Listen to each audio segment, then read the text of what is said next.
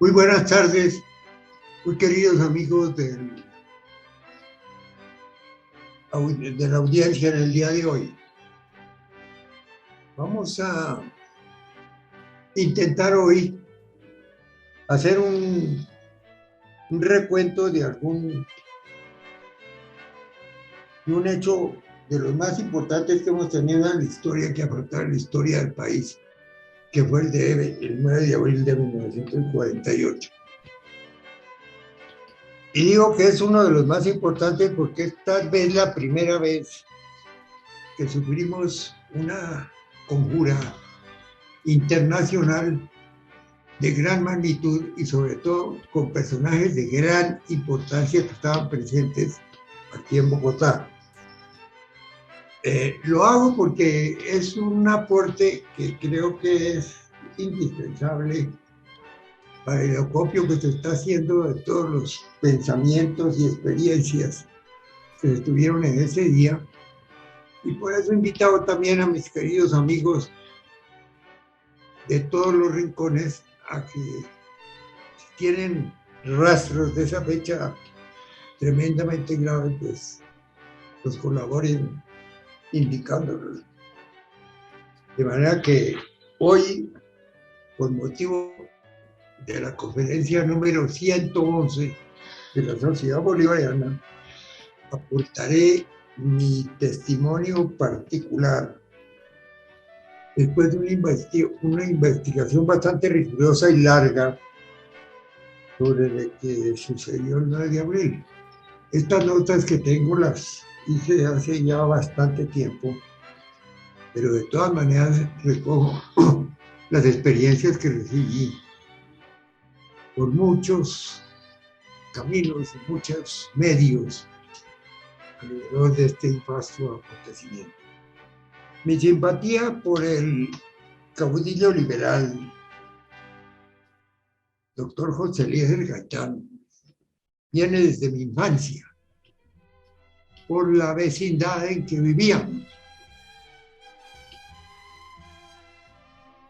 Mis padres vivían en la calle 42 con la carrera 14A, es decir, una cuadra y media arriba de la casa del doctor Jorge Eliezer Gaitán.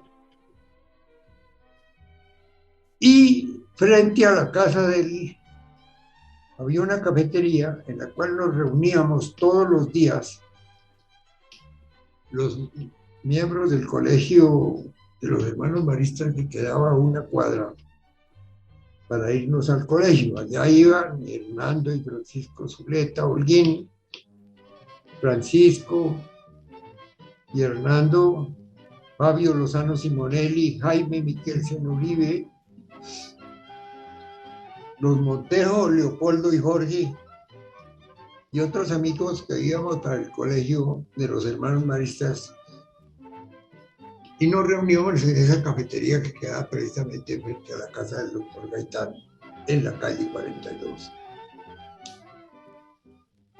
A esa cafetería llegaba varias veces por la mañana el doctor Jorge Eliezer Gaitán, sudoroso porque venía de trotar en el Parque Nacional, y nos saludaba diciéndonos: jóvenes batidores, ¿cómo les va? ¿Cómo están?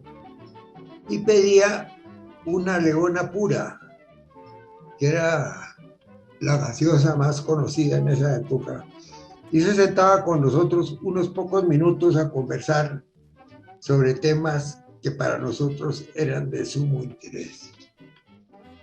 Él ya era un personaje que brillaba en el panorama nacional y era conocido y amigo de nuestros padres, de manera que realmente para nosotros era un orgullo que él compartiera con nosotros unos minutos, a veces durante las semanas en que íbamos para el colegio. Cuando vino la muerte del doctor Gaitán, nos sentimos afectados profundamente, porque sentíamos que habíamos perdido a alguien. No solamente admirábamos sinceramente, sino también porque lo sentíamos como una persona muy amigable y sencilla. Por estas razones que nace el profundo interés que he tenido durante toda mi vida por lo acontecido con el doctor Gaitán, por su trayectoria y sobre todo por los incidentes tan curiosos y misteriosos que se produjeron alrededor de su muerte. Como primera medida, el 9 de abril, cuando el caudillo fue asesinado, mi padre, al saber la noticia por unas radios de esas clandestinas que había, se preocupó mucho por nuestro vecino, el doctor Vicente Dávila Tello, que en ese momento era el ministro de Comunicaciones del presidente Mariano Ospina Pérez, que se hallaba en una reunión que había en el norte de Bogotá, yo creo que por ahí más o menos en Usaquén, donde había una exposición de ganado y una exposición agropecuaria. Por ello, mi papá le ofreció llevarlo al doctor Dávila Tello al Palacio de Nariño, porque ya se sentía un efluvio de gentes que aparentemente estaban avisadas antes del suceso y naturalmente desde temprano. Alrededor de las 12 del día ya se veía la movilización de las personas hablando sobre el asesinato del caudillo, quien en realidad todavía se encontraba en su despacho conversando con sus amigos. Gaitán efectivamente acostumbraba a salir a las 12 del día de su oficina y quedaba en la carrera séptima, muy cerca de la avenida Jiménez, en el edificio Agustín Nieto Caballero. Salía para tomar el almuerzo con sus compañeros y amigos, pero en esta oportunidad se había demorado más y salió unos minutos después de la 1, de manera que la movilización que se había iniciado a las 12 debía tener una causa externa que demostraba que se estaba preparando un acontecimiento importante y que indudablemente estamos frente a una conjura de grandes dimensiones. Mi padre resolvió llevar al doctor Vicente Dávila Tello, en ese momento, ministro de Correos y Telégrafos, hacia el Palacio Presidencial. Yo me fui con él por la avenida Caracas, en el carro de mi padre, que era un Pontiac del año 40, para llevar al doctor Vicente Dávila, quien recogimos en su casa. Y era el ministro de Correos y Telégrafos. Íbamos por la avenida Caracas y llegamos hasta la calle Sexta, que en esa época era relativamente transitable, pues estaba junto a un río que bajaba, y allí cruzamos por la carrera octava hacia el norte y llegamos a la puerta falsa del Palacio de Nariño. El doctor Dávila Tello se quedó allí y nos devolvimos para la casa en medio de grandes dificultades debido a que la movilización de la gente era muy grande, sobre todo en una forma muy agresiva y dolorida por el asesinato del líder, y aunque más con la presencia de hechos y muy complicados como los incendios que se comenzaban a ver ya por todas partes. Se tomaron después del asesinato en forma veloz y concertadas las primeras medidas en el Palacio de Justicia, donde algunos personajes habían llamado, porque gentes habían llevado algunos bidones de gasolina con los que intentaron quemar el edificio, como en efecto lo hicieron, para destruir los importantes documentos que podrían estar allí en relación a muchos implicados en delito. Lo mismo sucedió con el edificio de la gobernación de Cundinamarca y con el Palacio de San Carlos, y por consiguiente también con el Siglo, e incluso con una parte del centro de Bogotá que se vio incendiada sorpresivamente por gentes que encontraron no solamente indignadas por la muerte de su caudillo, sino perfectamente orientadas para destruir sitios neurálgicos y específicos para desarrollar sus actividades. Todo indicaba que había una premeditación y la presencia de una conjura muy bien preparada. Los almacenes comenzaron a ser saqueados y por consiguiente también las tiendas y los almacenes donde se vendían licores por la idiosincrasia de nuestro pueblo. Comenzó a rodar el licor y a generarse una monumental borrachera en medio de una lluvia tenaz que caía en esos momentos en Bogotá.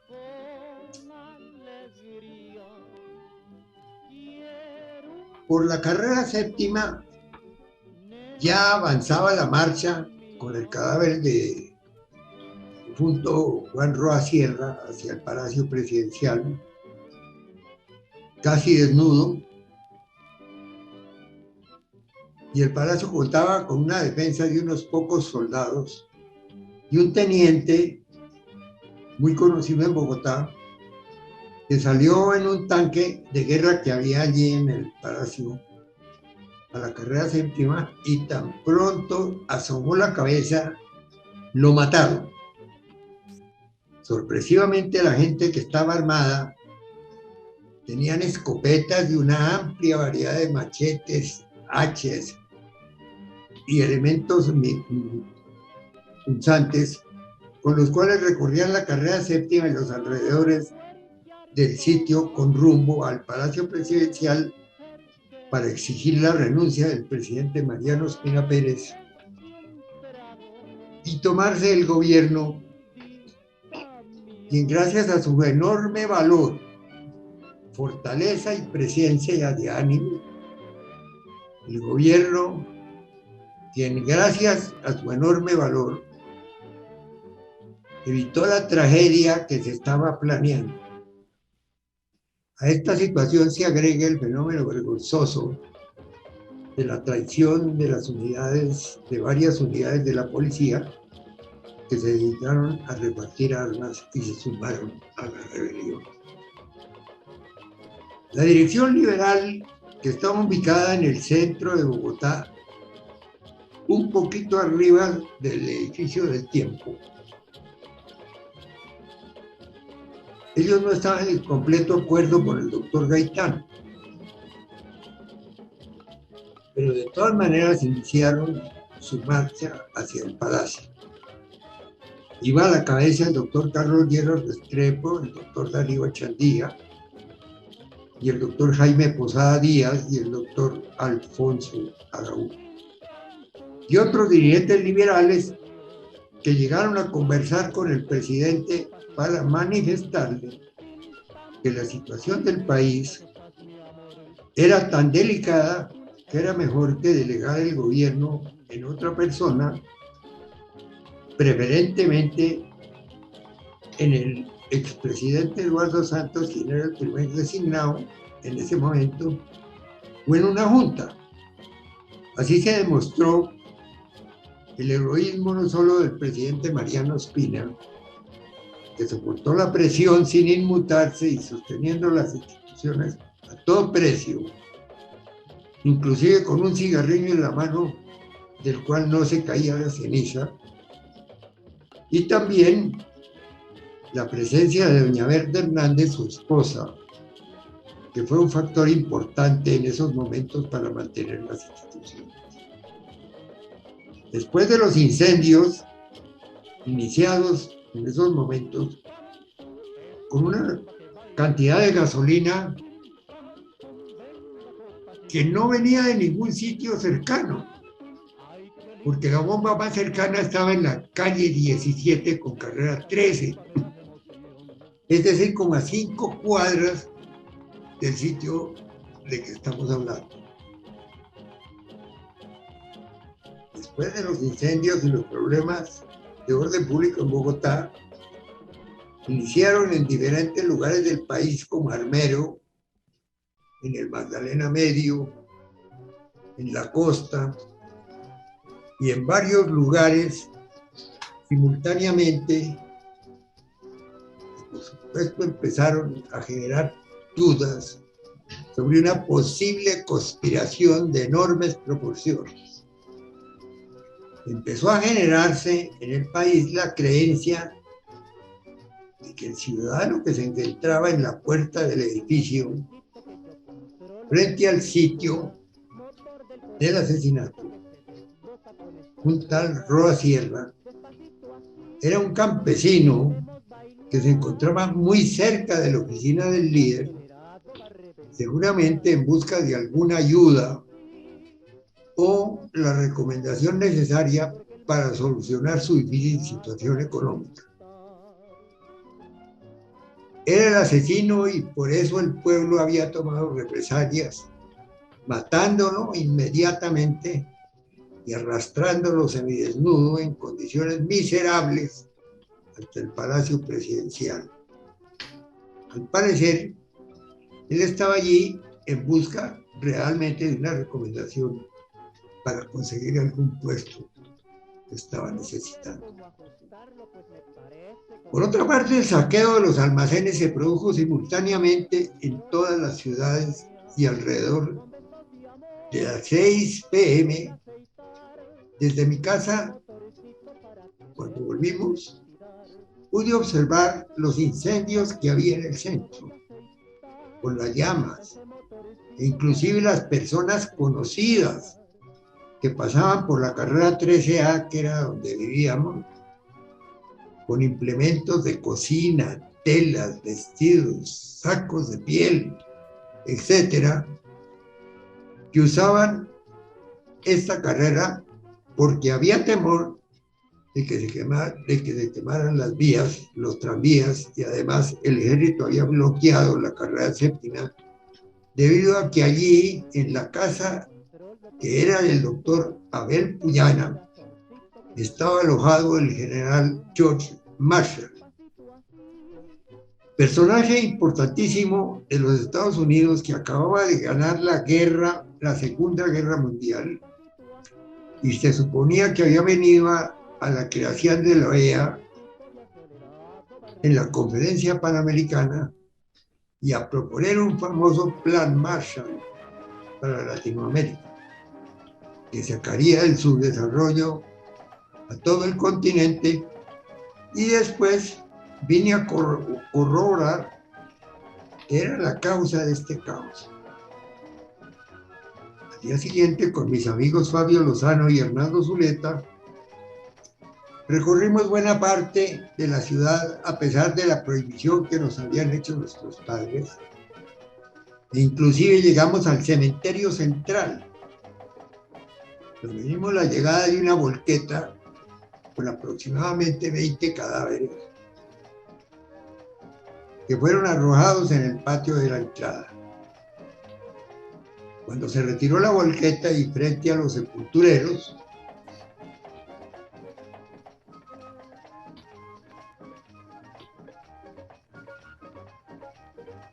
dentro del bloque de cadáveres que van arrojados en el patio de la entrada, cuando se retiró la volqueta, del montón se levantó un hombre bañado en sangre, borracho, que le habían creído muerto, preguntando en dónde estaba. Este incidente, que fuimos nosotros testigos, produjo el terror de los sepultureros, que desaparecieron en ese mismo momento y quedamos solos nosotros frente a ese hombre indicándole que en los corredores del cementerio había tomas de agua para lavarse la cara. Como consecuencia personal recibimos posteriormente una fuerte reprimenda de nuestros padres por todo, sobre todo porque estuvimos también cerca de la iglesia de las Nieves, donde había una gran cantidad de gente armada disparando. En la tarde del 9 de abril, la llegada del ejército proveniente de Tunja, que había mandado el doctor José María Chepe Villarreal, logró por fin controlar la situación, aunque los incendios y la lluvia seguían y los tranvías eran volteados frente a la gobernación y donde los podían encontrar. La gente aún se encontraba en un estado de bastante agresividad, mientras la radio decía que en la Plaza de Bolívar estaban colgados los cadáveres de Guillermo León Valencia y José Antonio Montalvo y otros hombres importantes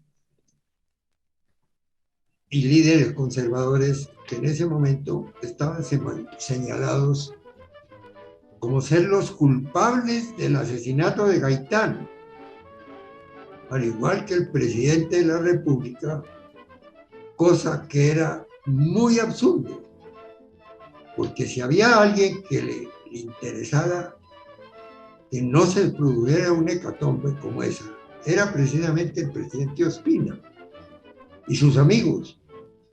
Sin embargo, debido a que se habían tomado la Radiodifusora Nacional y otras emisoras que había en ese momento, desde allí vociferaban contra el gobierno e incitaban a la revolución para tomarse el poder. Por lo tanto, el desconcierto de la gente era enorme y la orden para todas las personas fue que regresaran a sus casas. Sin embargo, quedaron grupos de francotiradores como en el entretecho del Colegio de las Señoritas Casas en el centro de la ciudad, en la iglesia de las Nieves y cerca del Colegio de los Agustinianos. Aunque la situación era caótica, la llegada del ejército logró restablecer el orden y facilitar las negociaciones que culminaron el mismo día con el nombramiento del doctor Darío Echandía como ministro de gobierno y algunos otros liberales que quedaron en el gobierno durante la Unión Nacional que presidía el doctor Ospina Pérez y que se había roto un tiempo antes. La situación tendió a normalizarse, aunque no del todo, porque habrían liberado a todos los presos de las cárceles que había en el centro y habían quedado todos los antecedentes, habían quemado todos los antecedentes y aún quedaban algunos efectos de los desórdenes que tenían que reconstruirse. Para colmo de males, parece que estos hechos dieron origen a la violencia que tanto mal nos ha producido durante tanto tiempo.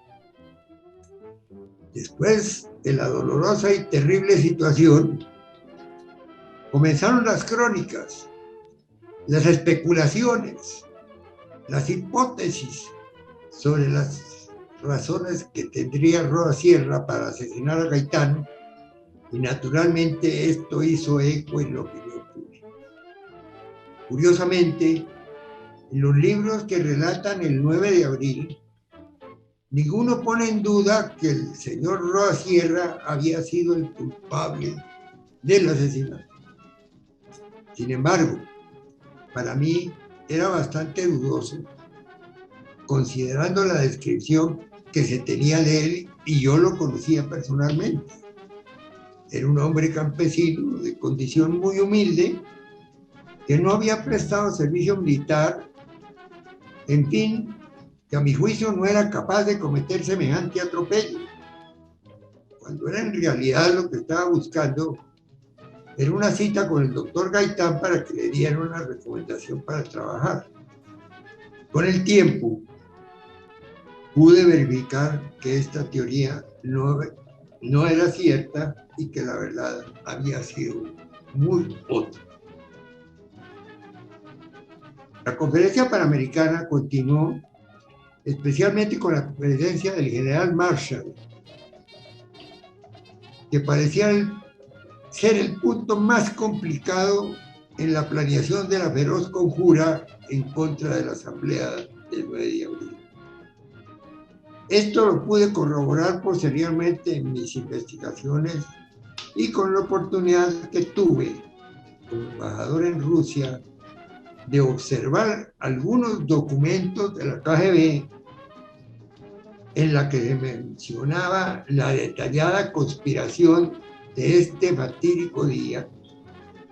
Inclusive hay un libro que pude ver en que se aclaraba bastante los hechos.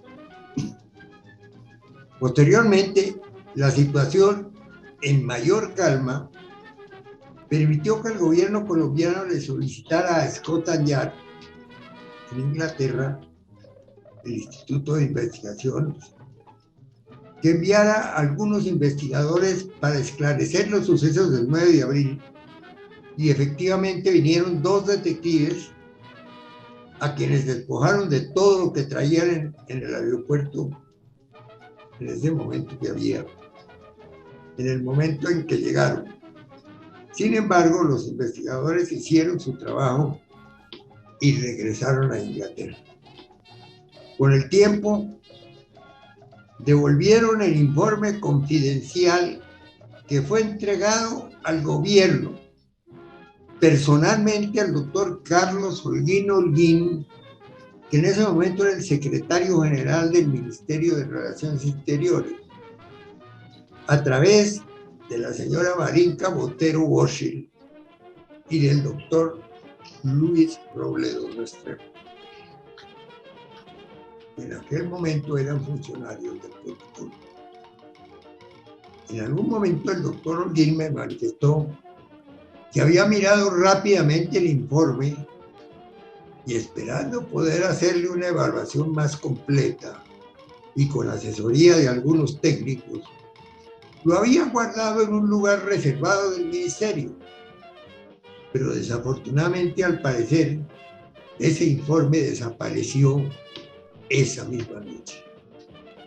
Por otra parte, el gobierno también había recomendado esta investigación a un jurista muy importante para determinar los orígenes y las razones del 9 de abril. Con el paso de los años, permaneció mi inquietud de entender el problema y tuve la oportunidad de presidir la Federación de Ganaderos de Colombia y sobre todo la Confederación Interamericana de Ganaderos, en la que participaban Estados Unidos y Canadá y todas las agremiaciones ganaderas del hemisferio americano. En tal situación pude realizar varios viajes de trabajo.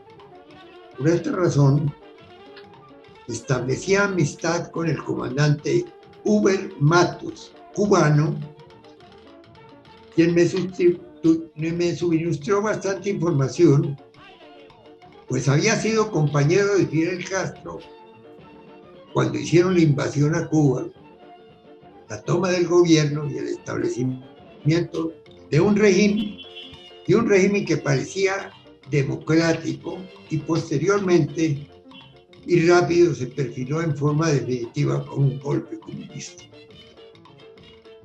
Eso hizo que el señor Huber Matos decidiera no participar en el gobierno revolucionario porque él era un demócrata. Esto produjo que lo metieran a la cárcel durante 20 años, incomunicado y en unas condiciones miserables, hasta que logró escaparse de Cuba y llegar a Miami. Esto permitió que se convirtiera en un gran líder de los opositores al régimen comunista de Fidel Castro y decidiera participar en toda operación anticomunista porque él era un demócrata y luchaba contra la dictadura de Fulgencio Batista. Con él hice muy buena amistad y en una de nuestras conversaciones me comentó sobre los eventos del 9 de abril y fueron preparados desde Rusia, aprovechando a los rebeldes de Cuba. En esa época Rusia había tomado la isla, pero sí habían recibido instrucciones revolucionarias y así preparar cuidadosamente el asalto a Bogotá. Me comentó que conocía a una persona que había estado presa en Cuba, también exiliado en Miami, llamado Rafael del Pino, quien viajó a Colombia días previos al 9 de abril en compañía de Fidel Castro y de Enrique Ovares, quienes habían luchado con Fidel, pero después actuaron como opositores al gobierno de Castro de Cuba. En medio de Huber Matos, tuve una entrevista con el señor Rafael del Pino, específicamente para saber sobre lo sucedido el 9 de abril. Rafael del Pino me preguntó: ¿usted ha disparado alguna vez un revólver 38? Lo que le respondí que sí, debido a que recibí entrenamiento militar. Entonces me volví a preguntar: ¿y usted cree que con un revólver 38, a unos 3 metros de distancia, se pueden hacer 3 disparos perfectos y mortales? Le dije: no creo, porque el revólver 38 culatea y por lo tanto el siguiente disparo no puede acertar fácilmente, por lo que resulta casi imposible hacer varios disparos continuos y en forma precisa. Exactamente, me dijo. Contaba entonces Rafael del Pino lo siguiente: estábamos con Fidel y con Ovares en la puerta de la oficina del doctor Gaitán, frente a la droguería Granada, debajo de las oficinas del edificio Agustín Nieto, que eran las del doctor Gaitán, y vimos a Roa Sierra, que era un campesino que estaba esperando al doctor Gaitán para que le diera un documento para conseguir trabajo. Al salir Gaitán del brazo de Plinio Mendoza Neira, que salió ileso del atentado, al igual que Pedro Liceo Cruz, el médico famoso que vivió en Bogotá mucho tiempo y fue gobernador de Cundinamarca, se abrió la cortina de hierro que tenía la droguería Granada. Siendo un poco más de la 1 de la tarde, nosotros disparamos y metimos a Roa Sierra a la droguería, y se metió un embolador con su caja y le dio 3 golpes brutales y lo dejó desmayado o muerto. Una vez sucedió esto, abrimos la reja de la droguería y lo botamos a la gente diciendo que le había matado a Gaitán. Entonces la gente iracunda lo recibió con una golpiza inclemente. Casi lo desnudan y solo lo dejaron con la corbata. Lo amarraron y lo arrastraron hasta llevarlo al Palacio Presidencial. Nosotros, que teníamos que cumplir una misión que estaba orientada por las siguientes razones. Rusia, al tener conocimiento de que el señor Marshall vendría a proponer un plan Marshall para Latinoamérica, como el que había implementado en Europa después de la Segunda Guerra Mundial, rehabilitando inmediatamente la economía. Eso hizo Eso Rusia no lo podía aceptar y tenía que detenerlo en alguna forma. Y por esta razón organizó una movilización que condujera a zapotear la Conferencia Panamericana que se iba a celebrar en Colombia, y específicamente porque se iba a crear una organización de Estados americanos que se llamó la OEA y cuya acta de fundación se firmaría en Bogotá con la asistencia de su promotor, el señor general George Marshall. Estas fueron las causas de la conjura. Sí, entendí yo.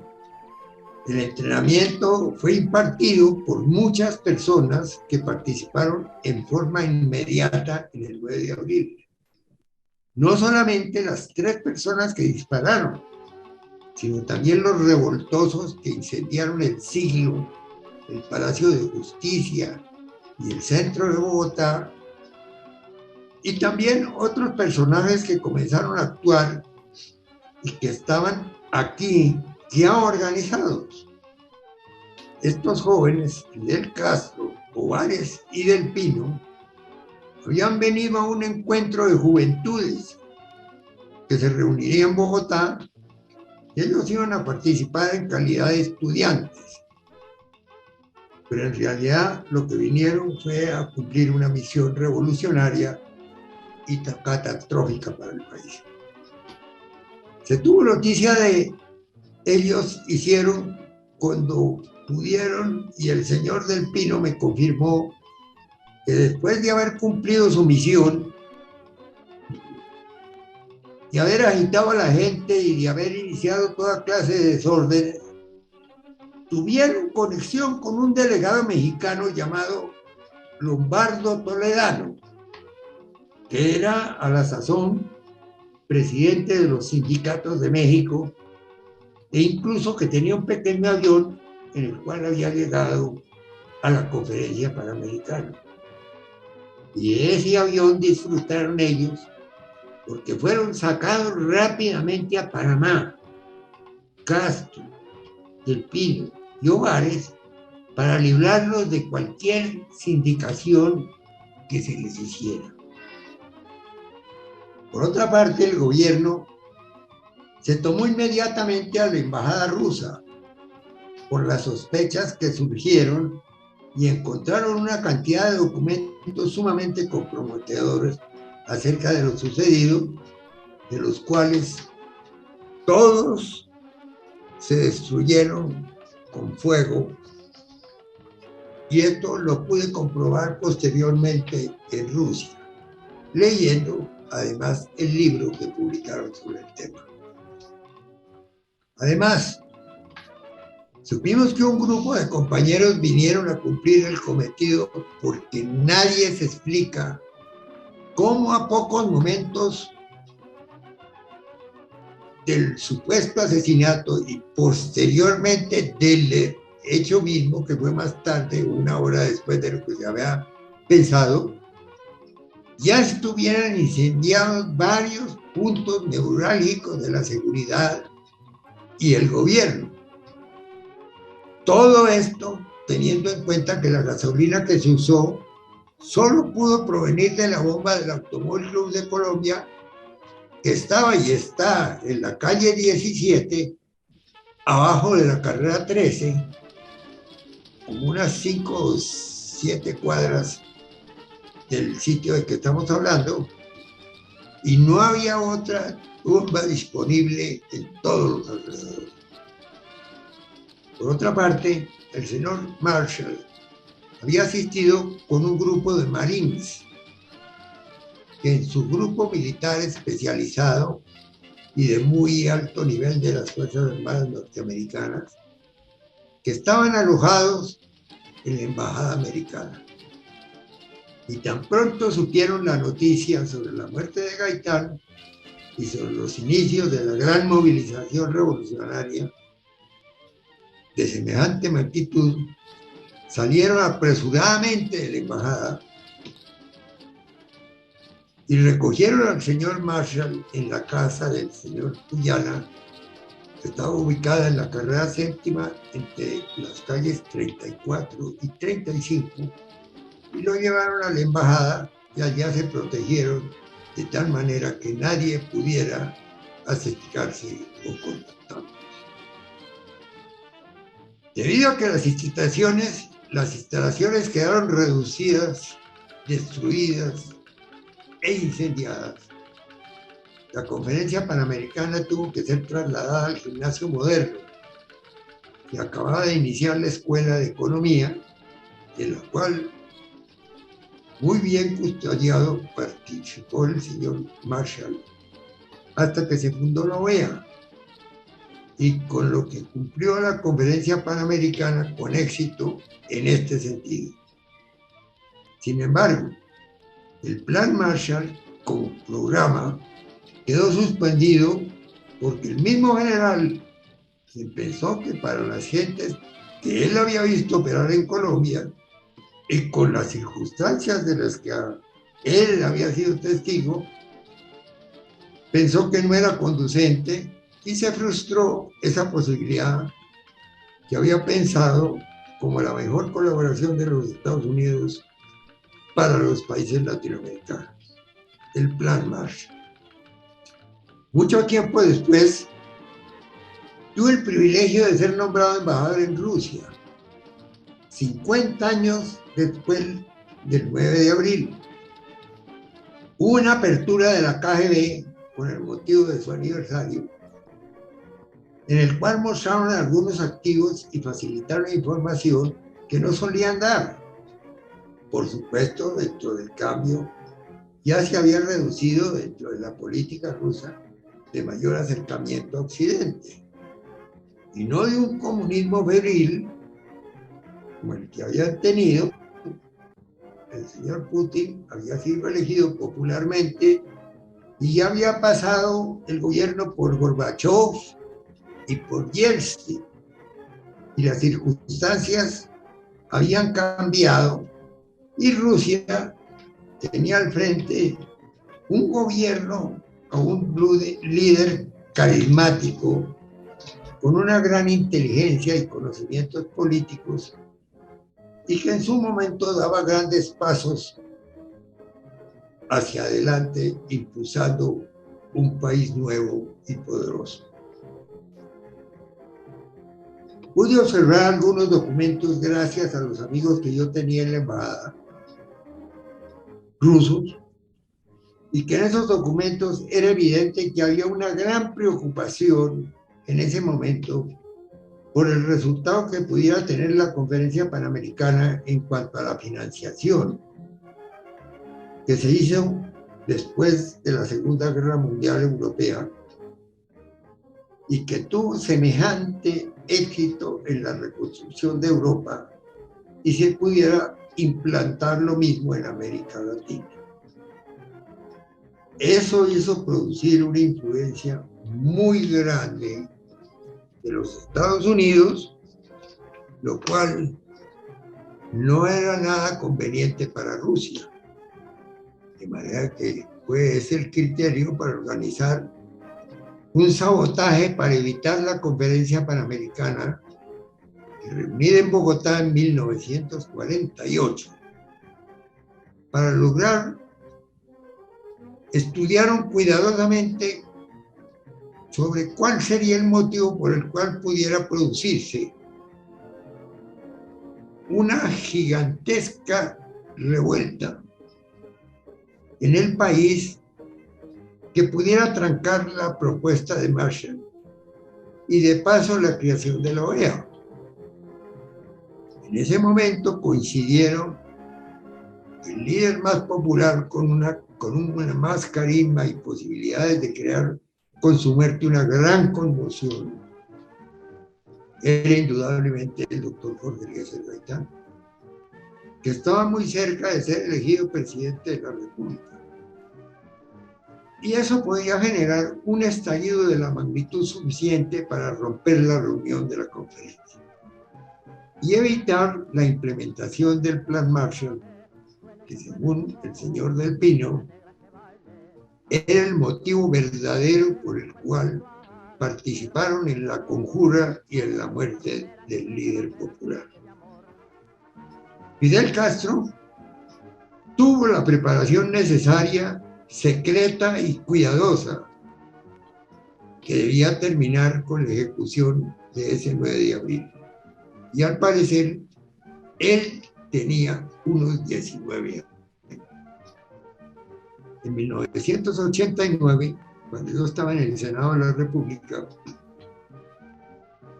vino el señor Huber Matos a Bogotá, invitado por mí, para dictar unas conferencias y asistir a una reunión que yo organicé por el doctor Germán Arciniegas, que se llamó la Conferencia Latinoamericana sobre la Revolución y la Democracia, la cual se realizó en Bogotá exitosamente.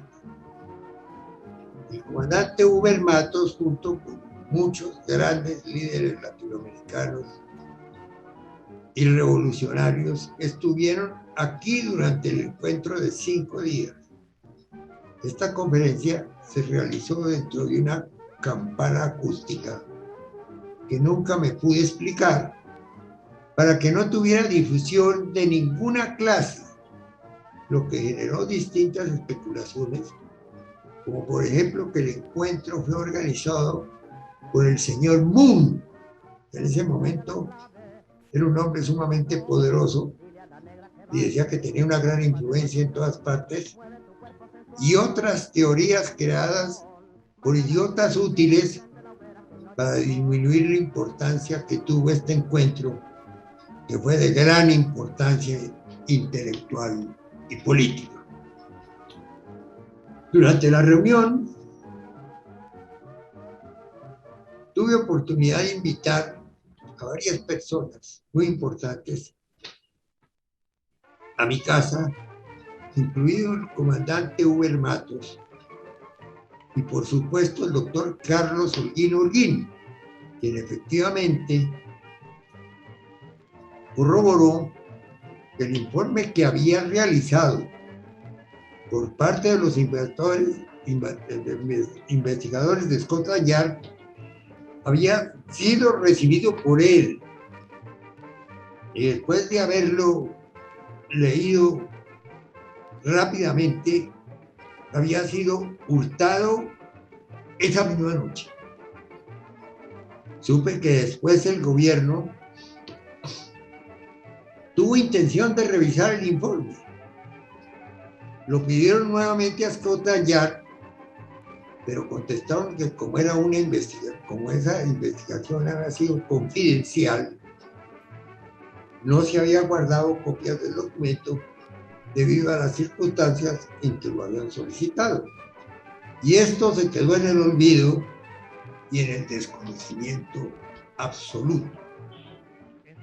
La conclusión más clara de todos estos acontecimientos, considerando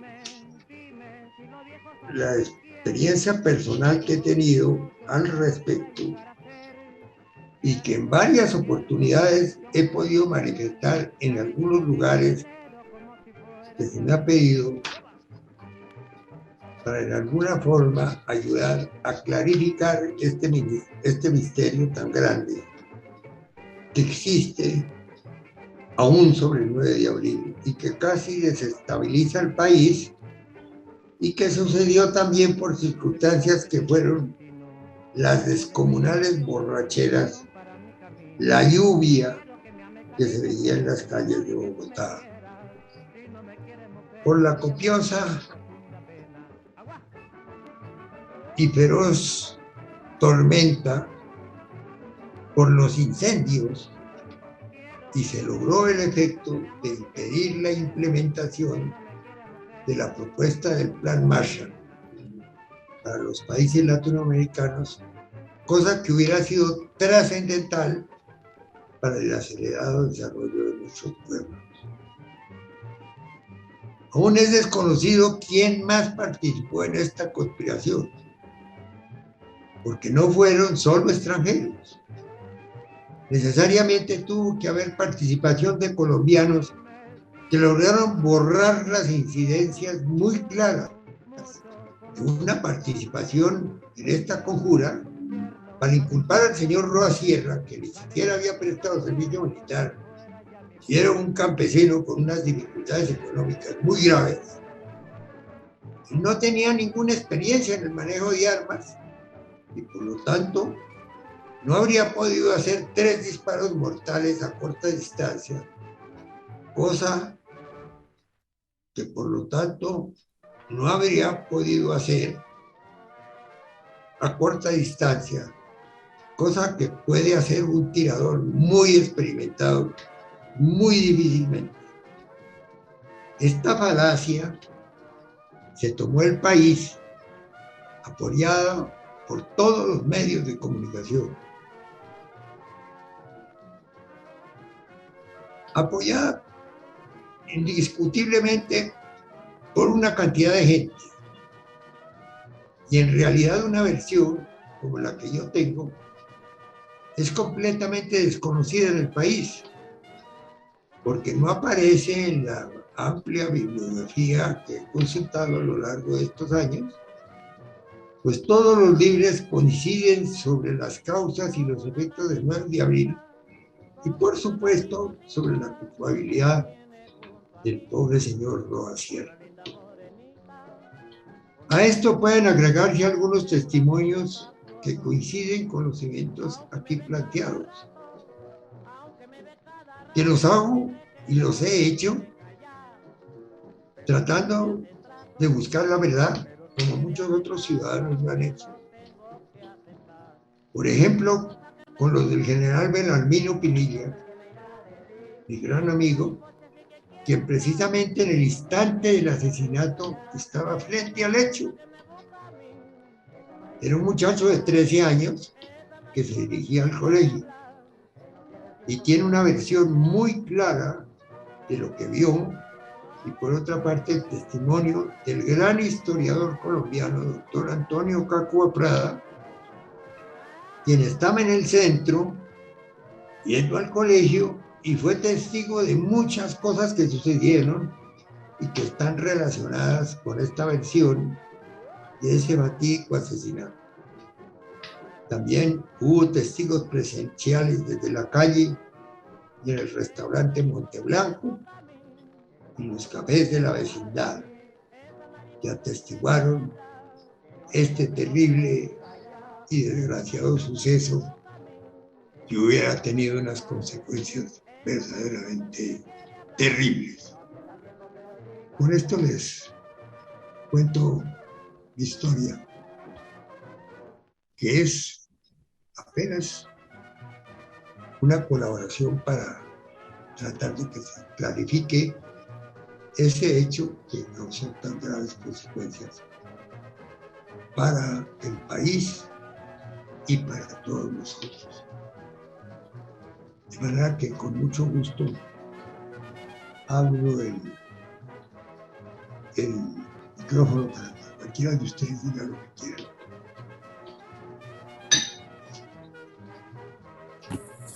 También sabes que te felicito, Miguel, realmente es un recuento histórico que realmente cambió la historia del país y que la sigue cambiando, ¿verdad?, a partir de ese momento, y donde empezaron los primeros desplazados que hubo en Colombia. Mi familia, a raíz del 9 de abril, fue uno de los primeros desplazados.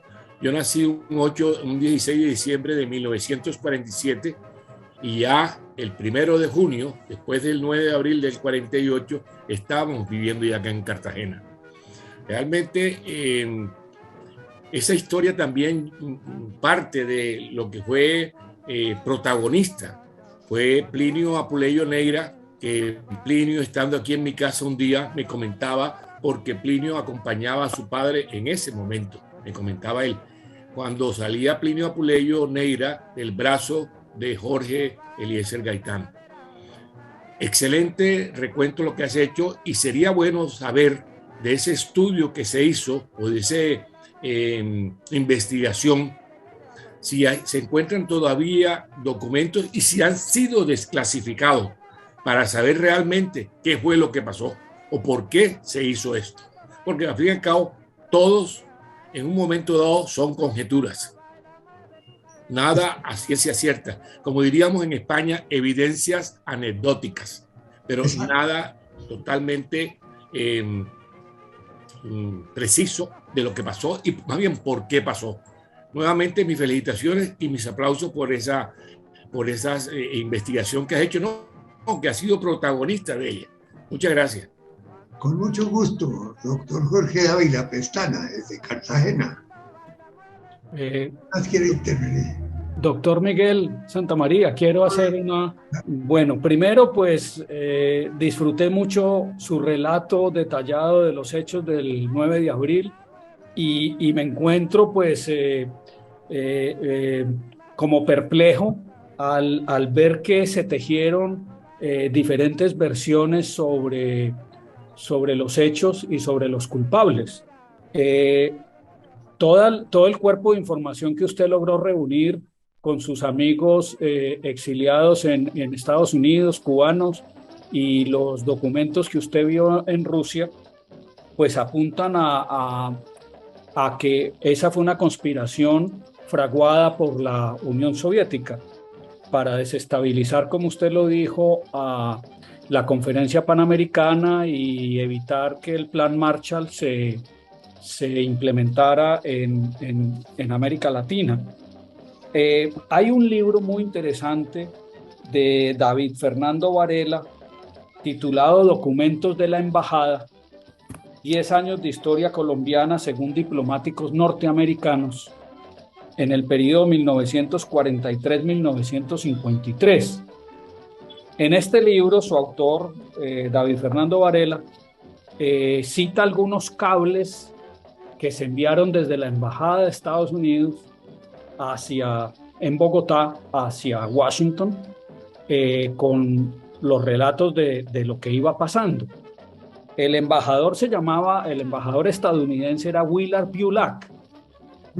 Willard Bullock entonces hace algunos comentarios sobre los antecedentes al 9 de abril, la situación de agitación social, pues con los discursos de Gaitán, el perfil político de Gaitán y en algún momento pues también perfilaron a los liberales que eran la otra facción del liberalismo, pues porque Gaitán era un disidente que había logrado coger fuerza dentro del Partido Liberal y parece ser que algunos de los otros liberales pues no estaban muy contentos de que Gaitán tuviera tanta fuerza.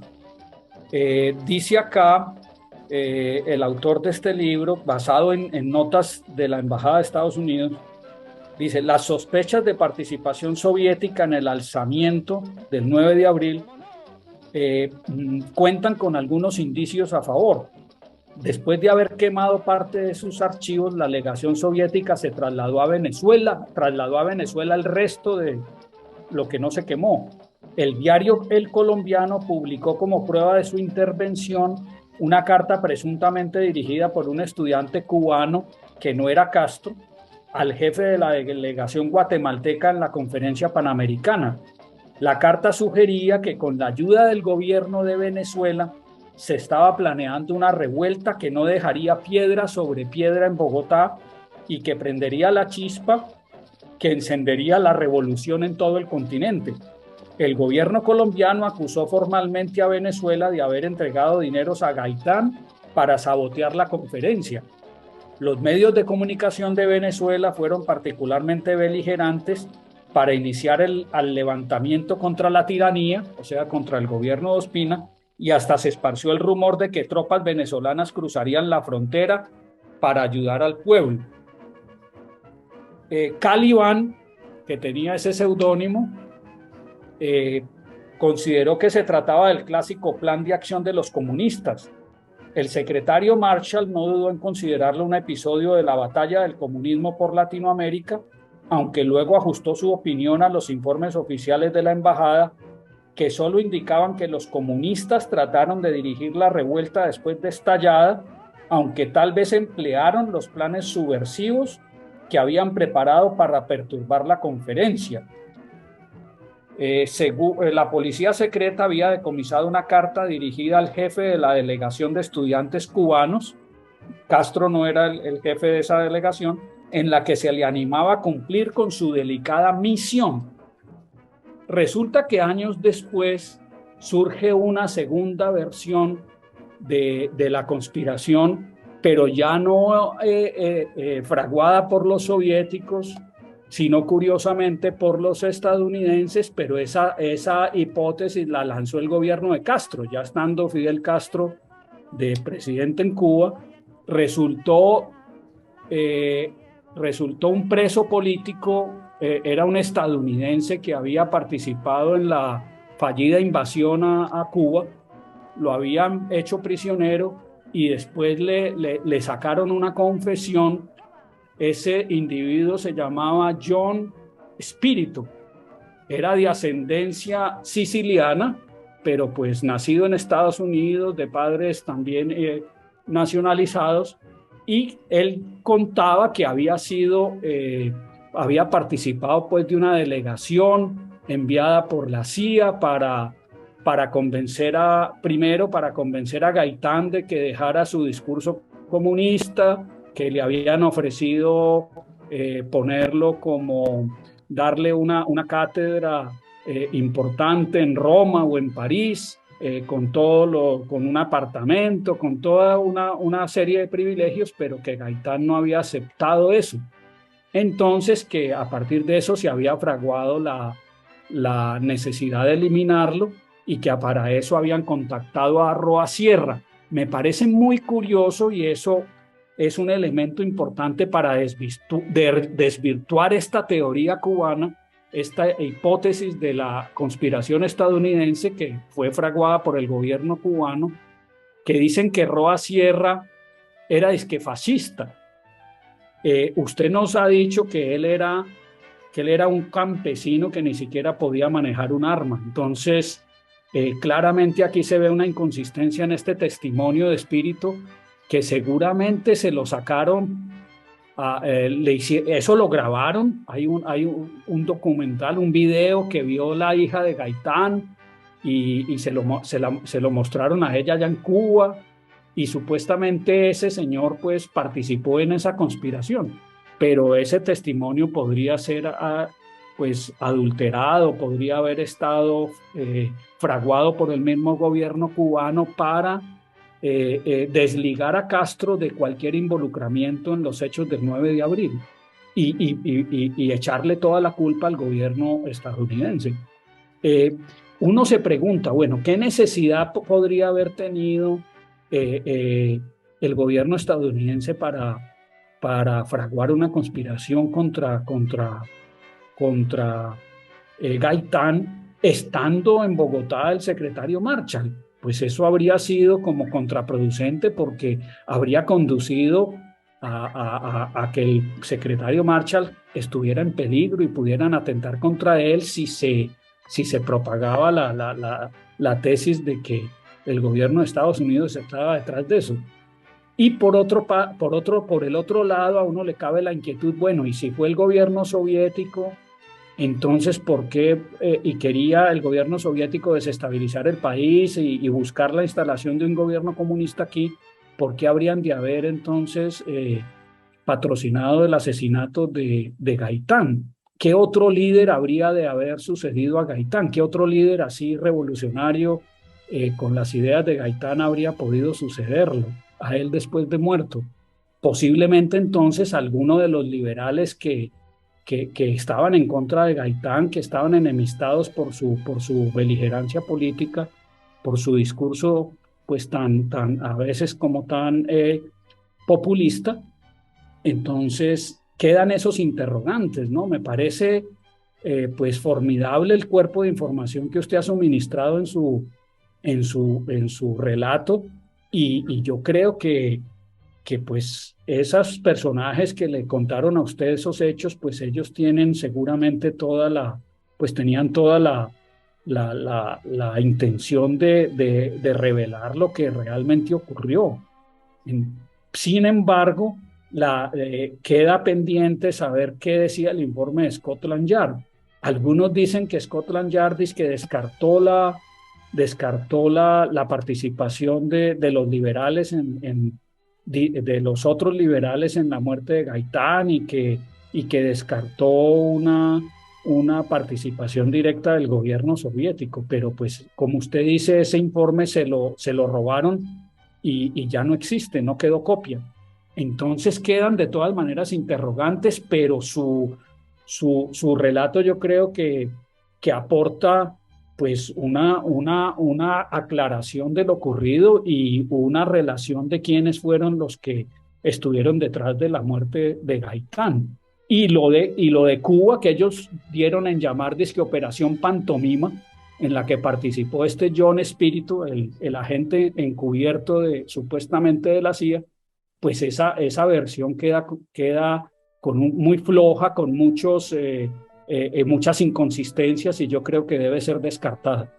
Muchas gracias, doctor Miguel, y felicitaciones y muy agradecido por ese relato. Yo no sabía tantas cosas del 9 de abril como usted nos ha enseñado. Muchas gracias. Muchas gracias, Mario. En realidad su aporte es sumamente importante porque usted también está muy informado. Como hay mucha gente que está informadísima sobre esto, pero que no han aparecido en el tablero, como dicen. Y por eso es que es interesante que la gente participe y diga lo que supo y lo que se puede investigar todavía, porque nosotros eso lo tenemos todavía muy oscuro. A ver, ¿quién más quiere participar? Yo voy a añadir algo más, doctor Miguel, y es acerca de las declaraciones que hizo Laureano Gómez estando en España. En España, correcto, sobre los hechos. Él como que cometió la imprudencia de lanzar algunas hipótesis basado pues en la información que le iba llegando, y eso generó como un impasse diplomático ahí con la Embajada de Estados Unidos, porque la Embajada de Estados Unidos pues salió a decir que esa información que Gómez estaba replicando en España basándose en unos cables, en unos despachos de United Press, el servicio de prensa de Estados Unidos. Hubo un cable fechado el 16 de abril en Washington de United Press, en el que se citaban testimonios rendidos ante el Comité de Investigaciones del Congreso de los Estados Unidos sobre los hechos del 9 de abril. Y Gómez, y hubo otro despacho de United Press del 3 de junio anunciando que Gómez en Madrid había declarado que el Servicio Secreto de los Estados Unidos disponía de pruebas sobre la complicidad entre Gaitán y la legación soviética en Bogotá a fin de organizar un movimiento revolucionario durante la Conferencia Panamericana. Según esa hipótesis lanzada por Gómez, Gaitán, al quedar atemorizado después de descubrir que se trataba de una maniobra para establecer un Estado comunista en Colombia y asesinar al secretario Marshall, Gaitán había intentado disuadir a sus cómplices y abandonar la conjura. Por ello habría sido asesinado. Esa fue la versión que le llegó a Laureano Gómez estando en Madrid. Él la replicó en la prensa española y entonces el secretario Marshall le aseguró a los medios que los informes de inteligencia no debían ser públicos porque podían tener resultados imprevisibles. Las acusaciones que hizo Gómez con esas declaraciones desataron la cólera de la prensa liberal y de la familia de Gaitán. La familia de Gaitán le reclamó al Ministerio de Relaciones Exteriores solicitándole que le requiriera a la embajada americana una opinión al respecto. Ya la embajada de Estados Unidos estaba preparada y manifestó lo siguiente: En caso, o fue la instrucción del embajador, de Willard Bullock, en caso de que se interrogue a la embajada sobre este asunto, nos proponemos trasladar todas las preguntas al propio Laureano Gómez para que explique sus declaraciones. Este incidente es otro ejemplo de las molestias creadas por difundir información como la que reveló el almirante Hillenkoetter. Este almirante Hillenkoetter fue el que reveló los informes que se estaban presentando allá en el Congreso, en las audiencias del Congreso de Estados Unidos. A los pocos días se hizo pública una carta del presidente Ospina a López, en la que culpaba de nuevo a los comunistas por los hechos del 9 de abril con base en pruebas que otras naciones equipadas con los más avanzados elementos y sistemas de investigación han estado clarificando, una alusión inequívoca a las que Gómez había invocado. Encantado, el Siglio transcribió completas las declaraciones del almirante estadounidense conforme al despacho de United Press. Luego se dedicó a ampliar la teoría de la conspiración comunista y a sugerir que el dinero soviético había permitido disponer de armas y bombas a los pocos minutos de la muerte del dirigente liberal, al igual que había desatado el movimiento revolucionario en varias ciudades a la vez. Cuando las cartas rogatorias arribaron a la embajada, el embajador intentó disuadir al ministro de proseguir con una solicitud sobre la cual no estaba seguro qué respuesta, si alguna era posible, podría dar la embajada. De hecho, le advirtió que muy probablemente la embajada solo podría responder que no sabía nada acerca de los hechos que rodearon la muerte de Gaitán y que jamás había emitido una declaración sobre el particular. Pero la publicidad que había rodeado a las solicitudes oficiales del magistrado de la Corte a cargo de la investigación del asesinato y de Luis Carlos Pérez, el abogado de la familia de Gaitán, era demasiado grande como para que el ministro pudiera evitar la correspondencia que tanto incomodaba a la embajada, con la que de todos modos nada se obtuvo. En Madrid, el encargado de negocios colombiano, Eduardo Caballero Calderón, expidió una declaración sobre lo absurdo de emitir juicios sobre hechos que aún se estaban investigando, al tiempo que exaltó el patriotismo y la integridad de Gaitán y negó que hubiera tenido la menor parte en la revuelta del 9 de abril. Gómez, por su parte, rectificó algunas de las noticias de prensa y afirmó que había sido mal interpretado por los corresponsales de los diarios españoles debido a la falta de familiaridad de estos con la política interna colombiana. Pero ni el comunicado de la embajada en España ni las rectificaciones de Laureano Gómez fueron tan difundidos como las declaraciones originales. Eso es interesante, ¿no? Pues claro, interesantísimo. Es que es una cantidad de versiones y de documentos que están llegando que en realidad nos conducen a que haya una investigación mucho más profunda. Así es. Y ahora, respecto a lo que Castro hizo estando en Bogotá, hay una información adicional a lo que usted mencionó. A ver, un momento, yo aquí la encuentro para leerla. Esto es de este libro de David Fernando Varela.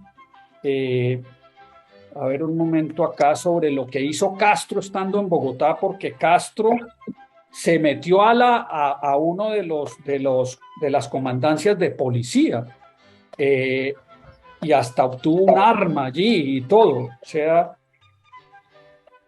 un momentico, a ver, ¿dónde está lo de Castro?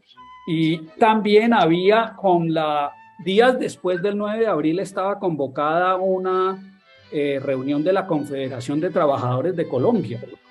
Ese es otro elemento también que hay que considerar allí.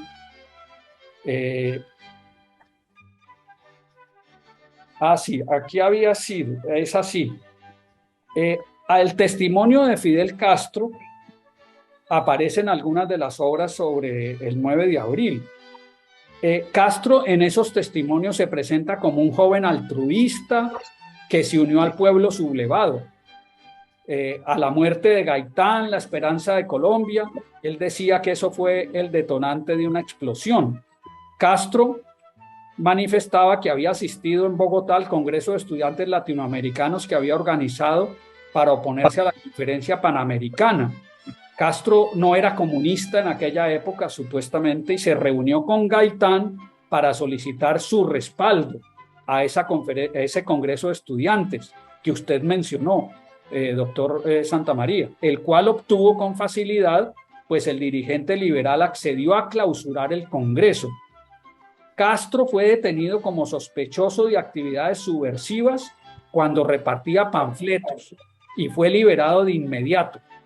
Todo el relato de Castro se encamina a comprobar que la revuelta fue espontánea, a diferencia del asesinato que habría sido concebido por los adversarios políticos de Gaitán o por la CIA molesta con el dirigente de un movimiento progresista y popular, según pues la versión de Castro.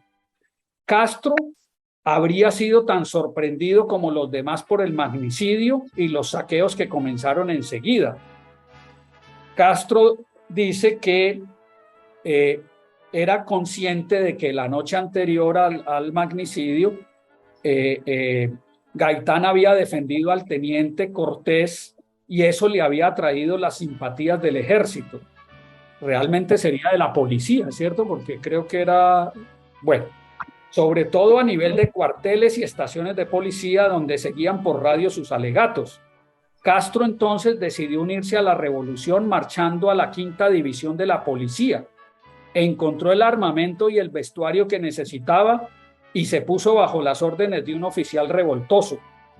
Pero el comienzo de su carrera revolucionaria no fue muy feliz. Pronto descubrió que la multitud se dedicaba a saquear y a tomar, lo que atribuyó a falta de preparación y organización.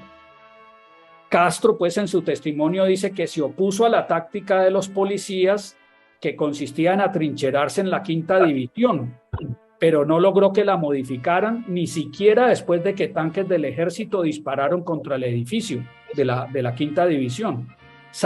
Castro salió a inspeccionar las laderas de la montaña cercana con una patrulla de pocos hombres, pero regresó a la división a pasar la noche del 10 de abril.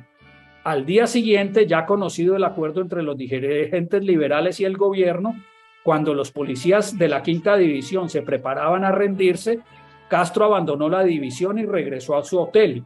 Luego, con ayuda del cónsul cubano, logró trasladarse al aeropuerto y retornar a su país el día 12, como usted lo comentó, que salió por Panamá y llegó a Cuba.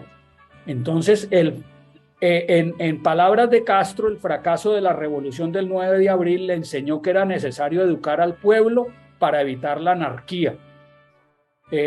Bueno, esos son los comentarios adicionales que quería hacer sobre la participación de Castro.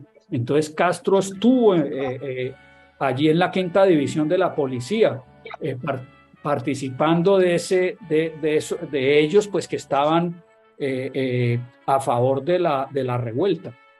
Eran liberales, esos de la 5ª División de la Policía. Muy interesante, muy interesante. Presidente, general Salcedo. El general Salcedo, adelante. Muchas gracias, presidente. Primero que todo, pues la complacencia de que esta segunda conferencia sobre el caso Gaitán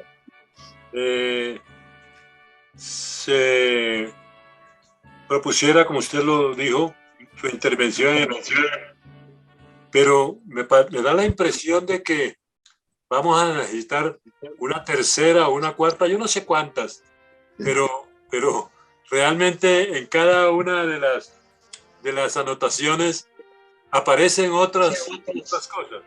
Por ejemplo, yo estoy muy de acuerdo con el doctor Dávila Pestana, mi querido paisano allá del Corralito de Piedra. Yo soy no del Corralito de Piedra, soy del Corralito de Palo de San Jacinto. Estoy de acuerdo con él. Y le quería comentar, doctor Dávila Pestana, que en 2 días o en un día, qué sé yo, saldrá la conferencia de hoy y lógicamente va a salir el complemento del doctor Mario Andrés. Pero yo me uno a esa petición del doctor Dávila para pedirle al doctor Mario Andrés que nos mande también su versión maravillosa, porque es mucho el tintero o la tinta que está en el tintero Mario Andrés, de manera que nos haga copartícipe también de esa porción. Lógicamente, lo que él ha dicho en la conferencia de Miguel Santamaría, pues va a salir en la conferencia respectiva que se difunde por parte de la Sociedad Bolivariana. Pero entonces, Mario Andrés nos debe esa conferencia tuya completa. O si quieres, pues nos vamos a una tercera conferencia para que tú te dediques realmente a tirar toda la que tiene en ese libro maravilloso. General Salcedo, yo no me atrevería a dar una conferencia sobre el tema porque yo no soy experto en esto. Lo que puedo hacer es, voy a fotocopiar el capítulo de este libro que yo he citado en mi intervención, que es el libro de documentos de la Embajada estadounidense en el periodo 1943-1953, un libro escrito por David Fernando Varela, publicado por Editorial Planeta. Entonces yo lo que voy a hacer es, voy a digitalizar el capítulo cuyos apartes yo leí y comenté y se los envío para que todos los tengan, ¿sí? Sí, me parece magnífico, y si el presidente lo está aprobando, el vicepresidente cede la palabra a nuestro presidente para que él opine al respecto. No, estoy perfectamente de acuerdo con que todos los documentos debemos aproximarlos a que la gente los conozca, porque en realidad es un punto de nuestra historia, importantísimo, porque cambió muchísimo el país después del 9 de abril. Y naturalmente en esto hubo muchos intereses y muchas cosas. Lo que hay es que esclarecer la verdad, que no hemos podido llegar absolutamente a ella en su totalidad. De manera que yo le agradecería a Mario Andrés, pues claro, el envío de este documento que nosotros lo haremos circular para todos los miembros de la sociedad y quienes están interesados en esta conferencia. Sí, señor, con mucho gusto yo lo envío. Bueno, ¿quién más quiere? Doctor Miguel. Una gran ganancia ahí A ver, los asistentes. Mario. Gracias, doctor. En primer lugar, mis felicitaciones muy sinceras por su participación en este tema tan importante. En la presentación del doctor Oscar Monroy, yo ya dije lo que voy a repetir, pero me parece que es importante decirlo porque hay nuevos asistentes y tal vez no conocen la pequeña intervención que tuve yo con relación al tema. Hemos oído importantísimas versiones como la suya, muy importantes. Eso tendrán que hacer la historia que todavía no se ha hecho, como usted lo acaba de expresar. Esa historia está pendiente, y está pendiente lastimosamente, como siguen pendientes, y eso es lo que dije la vez pasada, las investigaciones con relación a magnicidios, a asesinatos de políticos y gente destacada en Colombia. Esa desventura principió con el asesinato del mariscal Antonio José de Sucre. Todavía no sabemos los autores intelectuales de esa muerte. Hay sospechas, se dice, se comenta, se ha escrito, pruebas no existen.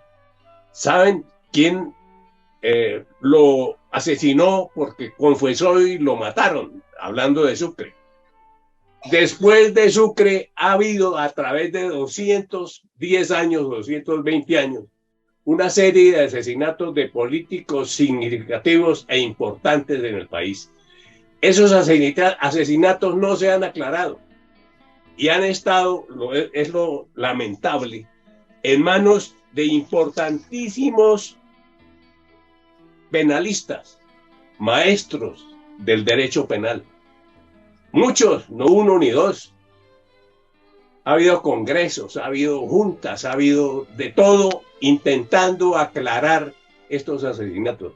Y hay diría yo, una maldición, porque en Colombia nunca se ha podido saber a ciencia cierta quiénes han determinado esos asesinatos políticos. Hasta ahora, recientemente, después de Gaitán, han seguido matando políticos. Y no menciono a nadie en particular. pero son varios los que han sido asesinados y que las investigaciones hechas no han tocado el tema en forma definitiva, no han terminado el tema definitivamente. Eso es lastimoso para Colombia, que se presume uno de los países maestros en las ciencias del derecho. Es lamentable, pero es así. Y siguen matando gente y todavía, si el personaje es importante, no se sabrá nunca. De manera que quería dejar eso como finalización de esta presentación magistral suya, porque indudablemente lleva a inquietar a muchas mentes con relación a algo que no se ha terminado y que, como usted mismo lo dice, está para que en algún momento eso pueda llegar a la historia como debe ser. Muchas gracias. Magnífico, mi coronel. Muy bien. ¿Alguien más quiere? Doctor Miguel, y hay un hecho interesante que usted, digamos, respalda el relato que usted hace sobre Roa Sierra y el perfil que tenía Roa Sierra, pues de que él no pudo haber sido el autor el que disparó contra Gaitán. Resulta que el Tribunal Superior de Bogotá declaró extinguida la acción penal contra Juan Roa Sierra, casi 30 años después del magnicidio. Entonces sería interesante también saber el expediente de esa sentencia, el fallo de ese tribunal, qué elementos de juicio consideró para declarar extinguida la acción penal contra Roa Sierra, si él fue que desvirtuó su participación en el asesinato o qué elementos trajo a colación en ese fallo, pues para saber realmente qué se llegó a saber sobre los hechos 30 años después, como para que el tribunal tomara esa determinación. Interesantísimo, claro que sí. Agregaría algo, doctor Santamaría. Yo creo que realmente, escuchando eso, leyendo uno, y que realmente, pues, para mí fue una conspiración, por supuesto que fue una conspiración, que empezaba en Bogotá y debía irrigarse e irradiarse a Colombia entera, pero debía empezar en la sede del poder, que era Bogotá. Porque yo creo que hablemos de pueblos, en este caso Sincelejo, yo creo que siempre ha existido en los seres humanos lo que se llaman en Francia racaille, que es la chusma, la escoria, esa que usted ve que hay un camión accidentado con cerveza o con comida y salen de la noche a la mañana a robarse eso. Entonces, o aquellos gusanos que tenemos todos nosotros que están esperando que nos muramos para salir.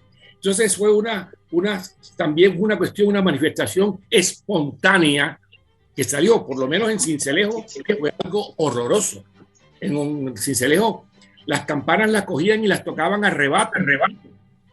¿Y qué ocurre? Sencillamente salían con carretillas llenas de personas que habían matado y decían, vendemos espinazos frescos, las cuales habían tasajeado. Y decían, eso son historias de mi padre y de mi madre, y decían, arreglen las puertas, que mañana se las tumbamos nuevamente. ¿Cómo sería la situación en Sincelejo? Que mi hijo, un hermano mío, Ivo, cirujano plástico en Estados Unidos, tenía un perro que se llamaba Walanday, el cual era su perro, era su mascota. Sencillamente, cuando tocaban las campanas a rebato en la catedral de Sincelejo, el niño se le acercó al perro Walanday y Walanday oyó las campanas y lo mordió. O sea que hasta los mismos animales sintieron esa locura y ese frenesí de lo que fue la violencia del 9 de abril. Era una locura, totalmente. Me acuerdo que mi papá refería de un señor apellido Guerra, que ya murió de acá de Cartagena, que estaba en Sincelejo, y el cual también lideró eso. En la casa de mi padre no quedó absolutamente nada. Yo dije, en aquellos tiempos las casas solamente tenían un cuarto de baño. Dice, no quedó absoluta, el piano de la casa, nada, todo se lo llevaron. Después sencillamente empezaron a recuperar, porque como era un pueblo tan pequeño, sabían y conocían las casas, las caras de las personas que habían robado. Mi papá me decía que ellos tuvieron que irse a donde Julio Alejandro Hernández y Mireya Ursola, una prima de mi mamá, que fueron los primeros gobernadores de Sucre, a meterse allá. Y me acuerdo también que decía que se fueron donde los de las Priellas, unos primeros llegaron a ellos. Y entonces le decía a mi papá, vas a tener que ponerte una cinta roja porque están revisando las casas. Y dijo mi papá, prefiero la muerte, pero yo cinta roja en mi brazo no me pongo. Y entonces se mudaron donde Julio Alejandro Hernández, el primer gobernador de Sucre, casado con una prima de mi mamá. Y allá estuvimos, o allá estuvieron ellos. Increíble. Eso es una historia que sería bueno a veces quienes conozcan la historia para por lo menos que quede en este video, que quede en esta historia que se está haciendo ahora en este momento. Gracias. Claro, maravilloso, que dijo Jorge Dávila. Presidente, déjeme agregarle algo a lo que dijo el doctor Dávila Pestana. Sucede que también de Sincelejo debió salir, como en calzas prietas, el doctor Santiago Diago Pareja, hermano de mi abuela. A San Jacinto vino a dar en el primer envión y después siguió para Barranquilla, en donde vivió el resto de sus días. Allá murió. Yo fui pues, muy cercano a él y me tocó ver esa historia que es muy similar a la que dice Jorge Dávila Pestana en este momento. También yo era un niño en San Jacinto y allá a San Jacinto llegó el doctor don Gabriel Taboada Baloco desde el Carmen de Bolívar. Es el hermano de un líder conservador que ustedes se deben acordar, Alfredo Taboada Huelvas. De manera que en la casa, porque yo conocí esa casa porque estudié en el Carmen en el año 47, tal vez, allá en primero elemental, y conocí la casa de los Taboada allá en el Carmen de Bolívar. Pues al aljibe, que era una cosa normal en cualquiera de las casas de gente pudiente en el Carmen o en San Jacinto, allá echaron un pastor alemán inmenso que tenía y estaba en una jaula ahí guardado ese día, y lo cogieron, lo mataron y lo botaron en el aljibe. Es una cosa terrible lo que sucedió en el Carmen de Bolívar. Llegó la información de que como hacia el Carmen habían salido Taboada y había pasado otro señor, porque supieron lo de Santiago Diago Pareja, entonces la gente se envalentonó en el Carmen y iban a salir hacia San Jacinto. Entonces, de las poquitas personas que tenía libreta militar en San Jacinto, que la había sacado en el Colegio San Pedro en Cartagena, donde había estudiado, le dieron una libreta. Yo me acuerdo de ser un cuaderno de la libreta que sacó él siendo estudiante del Colegio San Pedro Claver en Cartagena. Entonces mi papá se hizo cargo de la defensa del pueblo porque nosotros éramos las víctimas principales, porque en la plaza principal había un almacén de mi papá que vendían de todo, de todo. Yo me acuerdo que vendían escopetas, pues. Se vendía de todo, neveras, radios, ropa, en fin. Y le tocó a mi papá llegar y fue a la zona de carreteras. ¿Y dónde está la dinamita? Sacaron la dinamita y la sembraron allá en unos taludes a la entrada del pueblo. ¿Y cuál es el mejor tirador que había? No, Luis Viana, con un fusil, él debía disparar contra la dinamita que estaba ahí.